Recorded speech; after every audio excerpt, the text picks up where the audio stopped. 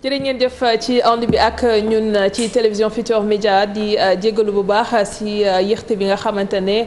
nemmeeku ngeen ko ci ndorteelu émission bi ci kanam tuuti ñu daal di jàll ci xibaar yi ci wolof ak français ni ñu ko tàmm di defee buñ ci noppee dalal Amadou Moustapha Diop bokk ci tribunal des pairs bi nga xamante ne démb lañ leen doon fal ci CORED bu ko defee ñu waxtaanee rek liggéey gi nu mu nar a tëddee ak it la nga xam ne yëpp mën nañ ko xaar ci secteur bi ci wàllu média yi partie bu njëkk bi ñu waxtaanee rentrée des classes ci préscolaire bi waxtaanee itam actualité ndax am na ponk yu bëri yoo xam ni daañ ci dellusiwaat moo xam li nga xam ne mooy inondation yi wala politique ak yeneen ñu dalal tey Thérèse Faye Diouf mi nga xam ni mooy directrice bu agence nationale de la petite enfance ak de la case des tout-petits Thérèse Faye dalal jàmm ci plateau bi. merci beaucoup Aram merci beaucoup Pape Djibril maa ngi nuyu ñëpp di sant ñëpp wasalaam. Pape Djibril Fall maa ngi lay nuyu. maa ngi lay fay Aram di nuyu soxna Thérèse bu baax di nuyu Sénégal yi ñuy seetaan si biir réew mi ak si bitim réew bi yëpp di ñaan yàlla waxtaan bi am njëriñ. jërëjëf ñu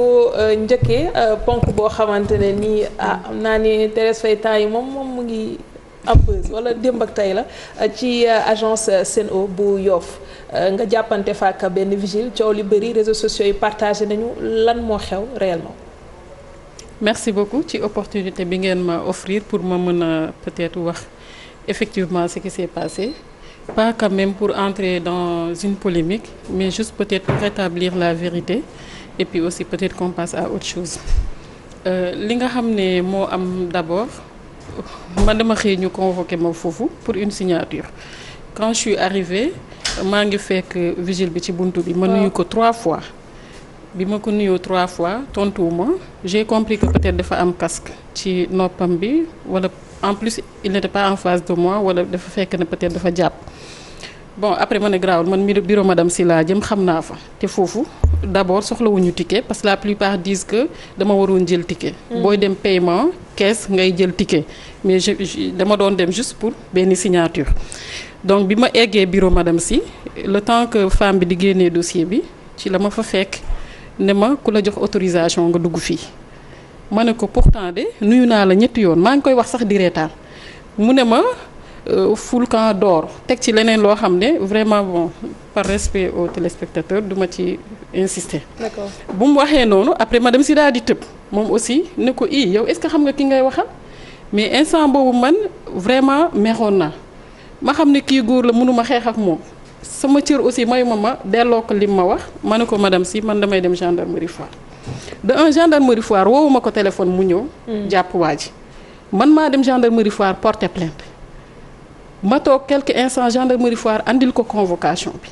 biñ ma woowee ñu dajewaat ci gendarmerie bi moom bu mu yegsee effectivement dafa ne lu mu wax man maa ko wax waaye maa ngi koy jéggalu njaga ñaaw laa jëkk wax tur bi mu sant Faye eggaliwu sax ma ne waa ji jéggal naa ko. defu fa 30 minutes mu dellu Sen'Eau man ma dellu sama bureau. ba indi kon interprétation. quelques minutes après ma gis réseaux sociaux yi commencé di wax. donc foofu li ma ciy wax rek ay abus de pouvoir abus de pouvoir amu ci. parce que gis nga mbir bu amee man je pense que il faut nit ñi di xam a faire la part des choses ak aussi ñuy xalaat li am lan la man sama téléphone képp kuy journaliste ci réew mi am nga ko ku ko bëgg a am boobu képp koo xam ne aussi bëgg nga xam li xew boo ma woowee naa la ko wax leneen li nga xam ne aussi ma ko ciy leeral. te wax naa ko gendarme bi dama ko ne man en tant que Thérèse Faye j'ai pas besoin de dire que man maay directrice case des tout-petits pour ñu may defaral ay facilités booy dem ci yenn services yi avant maa nekk ay directrice case des tout-petits dama nekk une simple citoyenne sénégalaise nga xam ne am naa droit war a dem fu nekk dox samay soxla tranquillement te ñëw mais le fait que mu ne masque bi nga soloon moo tax xàmmewuma la moo tax gendarme bi sax nee na ko même bu dee moom autorité la que xàmmewoo ko woon yow amoo sax droit saaga keneen koo xamante ni sax du dara parce que yow sa rôle mooy rétablir l'ordre dans le service donc lii moo xaw Sen'Eau leneen lu ñu ci wax yépp nag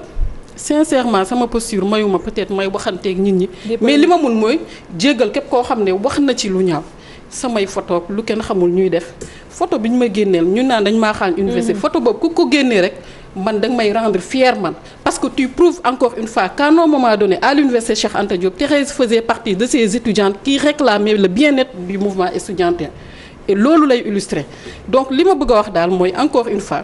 nous sommes des politiques mais avant d'être des politiques ñun balaa ñoo nekk ay politiques dañoo nekk ay citoyennes sénégalaises am ay soxla ci réew mi war di ko dox soxlawuñu ay garde-corps soxlawuñu di naan man maay diw en tout cas man c'est la conception que j'ai en tout cas de cet exercice du pouvoir qu'on est en train de faire. Très bien. Mbub mi dañ koo sol suba dinañ ko summi loolu laa ci xalaat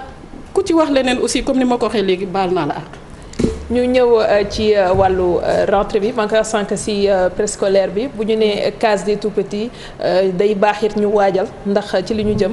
novembre école war na tijji xale yi war a dajewaat te pandémie bi jeexagul tey naka ngeen di waajalee li nga xamante ne mooy rentrée boobu ci wàllu case des tout-petits. Merci beaucoup c'est une question très importante parce que bi nga xamante ne école tëj na mu nekk benn décret boo xam ne président de la République moo ko jël case des tout-petits yi école maternelle yi structure yëpp a tëj. donc suñu nee à partir du mois de novembre structure yi dañuy ubbi baax na ñun ñu toog xool ci yan conditions la ñuy defee ouverture boobu moo tax boo seetloo depuis 3 jours ñu ngi en atelier à Thiès. D'accord. waaw pour xool tous les acteurs du sous-secteur de la petite enfance pour xool ban schéma la ñuy teg yan stratégie la ñuy teg mais aussi ban code de conduite la ñuy jëlee au niveau du ministère de la santé pour wax ne toute structure préscolaire bu war a ubbi ci charte yi nga war a ubbee. lan mooy protocole lan mooy contenu protocole bi. contenu protocole bi pareegul mais ci lu ñuy liggéey mooy nan la ñuy mobiliser communauté yi. kon tijji mënagul am. non tijji c'est au mois de novembre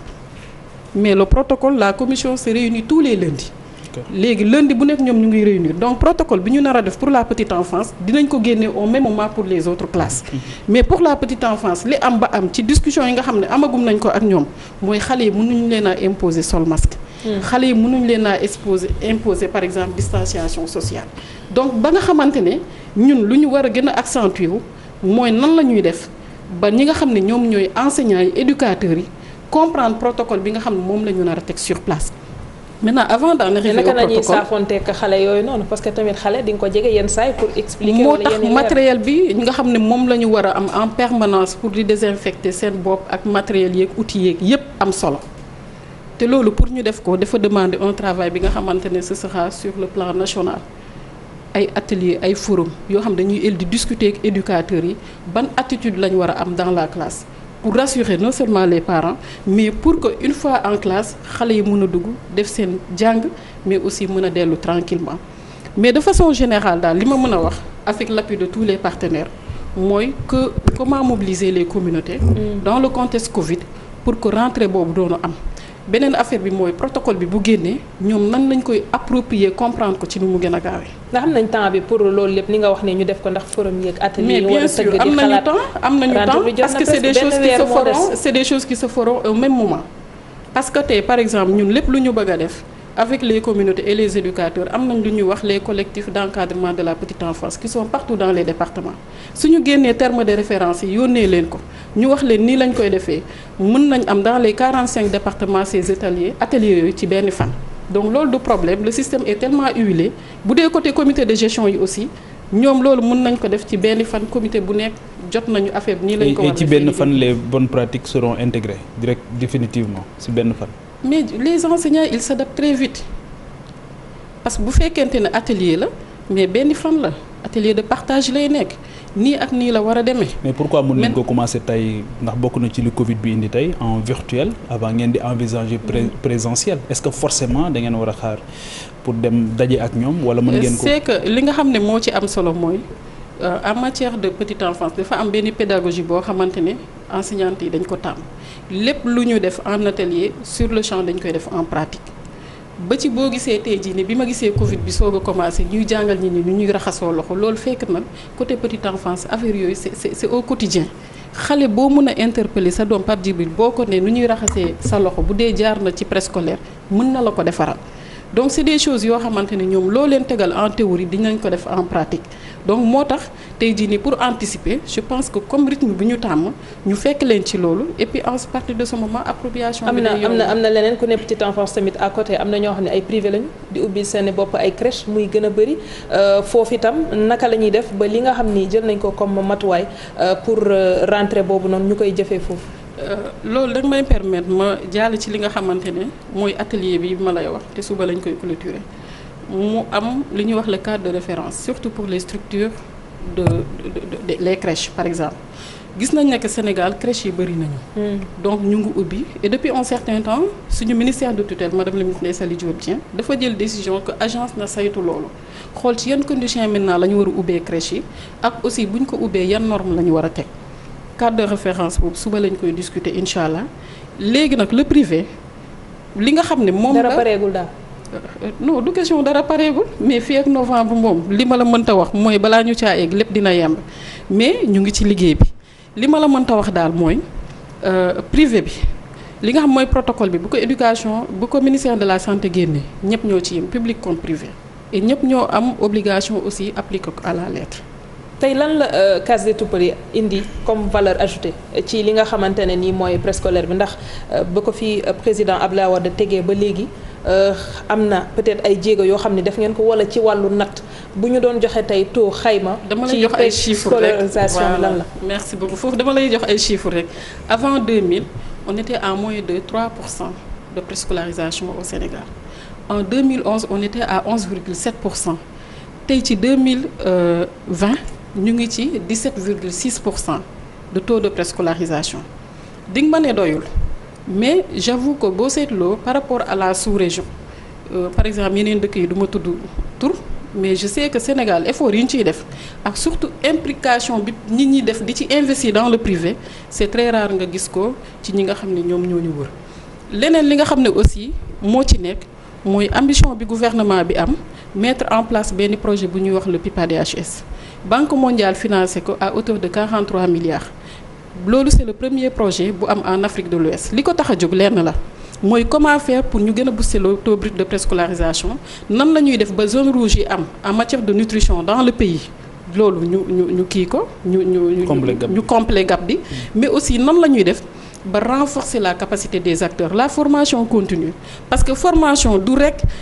enseignant bi jóge na ci centre de formation bi am na diplôme CAPM génn na affecté nañ ko jeex na la chose est dynamique moo tax côté boobu projet bi sukkandiku ci loolu mën naa ko aussi le projet KOICA subvention 2 milliards et quelques ñu ngi intervenir fii may wax ak yow ay côté Louga ak Saint-Louis ci yi ma lay wax yëpp nag construction case des tout-petits yi dafa nekk loo xamante ne dafa nekk ñun suñu credo. muy ñaata tey PIPA-DHS réseau bi lu mu mat tey case des tout-petits. aujourd'hui on est à 1678 cases des tout-petits. ci réew mi yëpp ci réew mi yëpp. suñu ñëwee PIPA-DHS war a tabax 66 cases des tout-petits bu fekkente ne projet KOICA la war nañu tabax 8 cases des tout-petits ñoom dañ ko tànn département de Dagana ak fi nga xamante ne moom mooy département de Louga. pourquoi ces deux départements lu ci nekk rek dafa am ay indicateurs yoo xam ne moom la ñuy seet même PIPA-DHS boo xoolee indicateurs yi ñuy xool mooy taux yi régions yi nga xam ne foofu la taux brut de préscolarisation bi gën a faible. donc loolu mooy li nga xam ne vraiment gouvernement bi mu ngi koy def ci wàllu. dernier point balaa ñuy dugg actualité muy koppar gi nga xamante ne case des tout-petits dina ko am. budget bi nu mu toll. bon mënuma la ne budget bi nii la. xaalis moom kenn bu ko waxtaanee. parce que saa ko laajtee néew na wala ñu ne la mënuñu la ko wax. en fait man du ma ne néew na parce que man chaque fois damay jël situation de référence par exemple je peux dire en 2012 bi ñuy ñëw budget case des tout-petits lii la nekkoon mën naa ne en 2020 su triplé wul su doublé wul dafa triplé. budget bi ñaata la Thérèse. li ma la mën a wax daal mooy récemment rek président yokkalaat nañu beneen 1 milliard en dehors maintenant de li nga xamante ne moom la ñu budget bi ñaata la woon mais laajuñu la sa dépense budget lañ la laaj ñëpp ko bokk. dama bañ ñu foog ne rek maa ngi toog ci xaalis te budget mooy liñ lay bindal bokkul nag ak na nga koy jotee. kan ngay wax loolu. yow ak ñeneen. alors xam naa ne Pape bu ko bëggul wax xaalis bi ñu avancé mais li ma mën a wax ci loolu aussi ça ne veut pas dire que le régime précédent deful lu mu waroon def. parce que l'idée de créer l'agence de la petite enfance quand même il faut le reconnaître au président Wade. dal ci actualité bu mujj bi tournée économique laay wax bu président de la République wala tournée agricole dans le Sine Saloum mais bon quand on parle de production agricole xel day demaat encore ci koom ma njëkkee déjà ci li nga xamante ne rek ñu bëri ñenn ñi percevoir nañ ko ci langue politique bi mooy ne moment bi ñu toll ñu ngi ci nawet nit ñi di xalaat ñenn ñu génn leen ci ndox mi président am na jot pour mën a dem di saafonteeg paysans yi di xool fi nga xamante ne foofu la production yi toll. foofu li ma leen ciy tontu rek lenn la. bu doon président daf fi bàyyi waa Kër Mbassar waa Pikine ñëpp ñu nekk ci bëdd bi jubal ci tool yi loolu dinaa fa gis incohérence mais avant moo dem ci tool yi dafa jiitu seeti situation Kër Massar mais aussi de façon bàyyi générale fa ndox ma tamit. waaw mais moom ndox ma mënu koo dugal ci otoom andi ko pale xam nga loolu mënul nekk mais li am solo mooy décision yi nga xam ne gouvernement bi jël na ko et puis aussi de façon structurelle nan la ñuy def ba peut-être situation yooyu yëpp jeex. et d'abord déclaration bi ma ci gën a neex ci lu mu wax mooy le fait que mu ne zone yi nga xam ne day taa nañu arrêté di ko joxe nit ñi di ci dëkk man loolu dama ko partagé ak moom parce que nit fu mu def xaalisam rek bu ca dëkkee war na ca am jàmm. waaye maire yi la joxoñ baaraamu tuuma. parce que effectivement maire yi ñooy dagg suuf si ñooy délibéré man je suis maire mais am na loo xamante ne aussi nit boo gisee dëgg rek dañ koy wax maire yi mais aussi les services urbanisme question boobu je pense que c'est une question qui intègre beaucoup de surstructures et puis loolu tant que bàyyiwuñ ko le problème va perdurer léegi suñu ñëwee ci li nga xamante ne moom mooy tournée bi comme ni nga ko waxee man j'étais avec lui jusqu'au retour mais li ma gis mooy ne que d'abord y a nawet bu baax dina am dugub gerte mboq ba ci ñebbe ba ci bisaab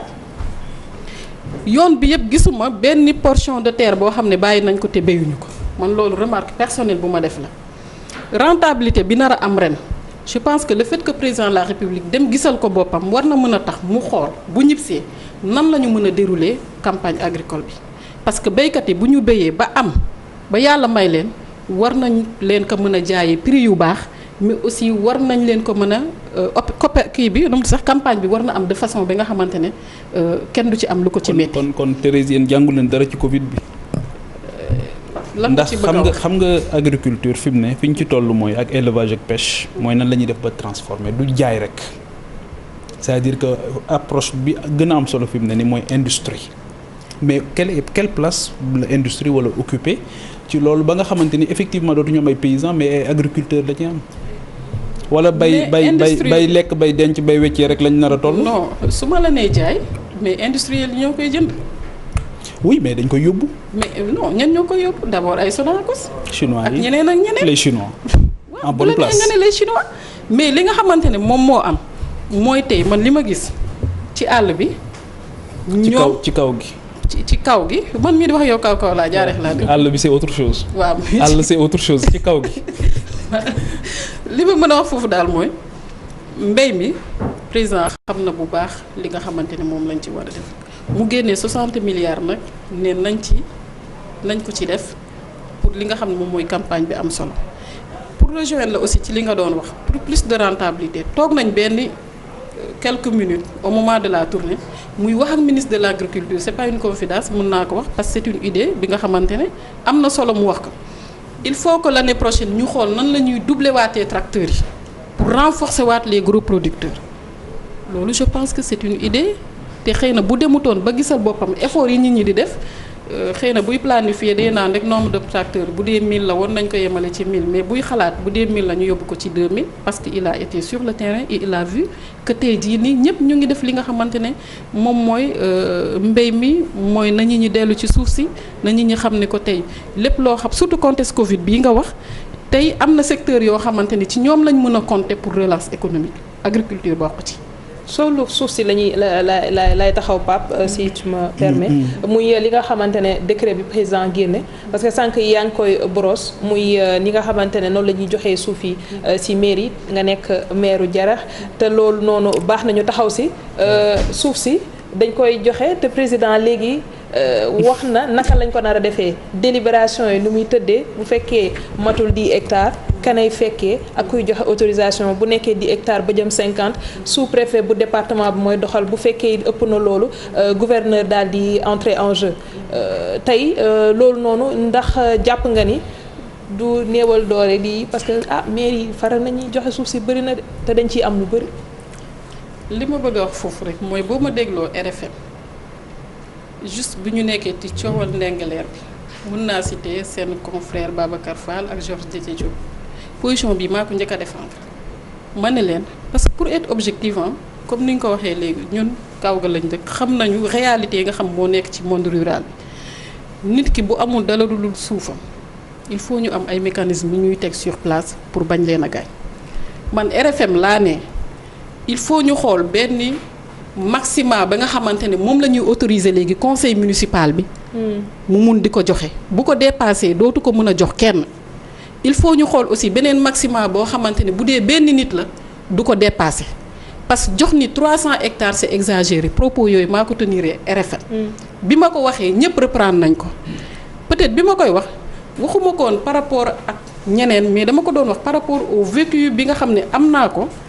en tant que doomu béykat mais aussi en tant que maire nekk ci benn collectivité territoriale. tey boo xoolee assiette foncière d'une commune si on te dit que amatoo droit joxe plus de 10 hectares c'est raisonnable parce que commune yëpp yemuñu superficie léegi bu ñu ubbee le champ ku nekk mën nga joxe lu la neex mais am na ñoo xamante ne bu leen neexee ñu dépasser joxe ay hectares automatiquement suufu commune bi day jeex.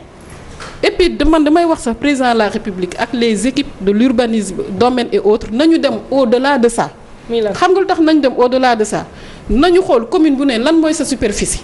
ñu fixer la benn pourcentage boo xam ne amatoo droit dépasser ko parce que loolu suñ ko deful tey nit mën na ñëw ñu jox ko 10 hectares keneen ñëw ñu jox ko 10 hectares keneen ñëw ñu jox ko 10 hectares mais si c'est pas limité et c'est pas proportionnel à la superficie de la zone. mais on va voir suñu parents chaque fois ñuy jël seen suuf duñ ci mën dara. yi ñu affecté ba pare tey lan moo ci taxawaay bi ko. leneen li ma waxoon aussi